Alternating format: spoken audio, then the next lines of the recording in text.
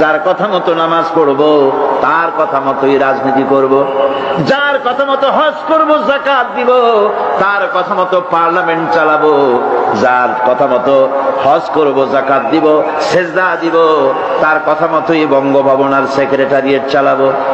যাকে মানি, যে আল্লাহরে সেজদা করি সারা জীবন, যে রসুলকে মানি আমার নেতা হিসাবে, রসুল হিসাবে, সে আল্লাহ এবং রসুলের হুকুম অনুযায়ী আমার কোর্ট কাছারি আদালত শিক্ষাঙ্গন চালাবো। এটা যদি চালাই তবে আমি মোমেন, আর যদি না চালাই, সন্দেহে যদি নিপতিত হয়ে যায় যে কোরআন থাকবে মসজিদে, আমার পার্লামেন্টে কোরআন ঢুকতে পারবে না।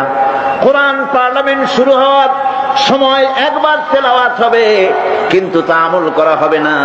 অনুষ্ঠানগুলি শুরু হবে কোরআন দিয়ে, কিন্তু তা আমল করা হবে না। কোরআন তেলাওয়াত করে ব্যবসা প্রতিষ্ঠান উদ্বোধন করা হচ্ছে, কিন্তু সুদের টাকা দিয়ে ব্যবসা প্রতিষ্ঠান বানানো হলো। বিবাহ পড়ানো হচ্ছে কোরআনের আয়াত দিয়ে, কিন্তু যৌতুক গ্রহণ করা হারাম, সেই যৌতুক দিয়ে বিয়ে উদ্বোধন করা হলো। এমনি সকল ক্ষেত্রে নাফরমানি করে যে ঈমানের দাবি করলো, এই ঈমান ঈমান নয়, এর নাম মুনাফিকি।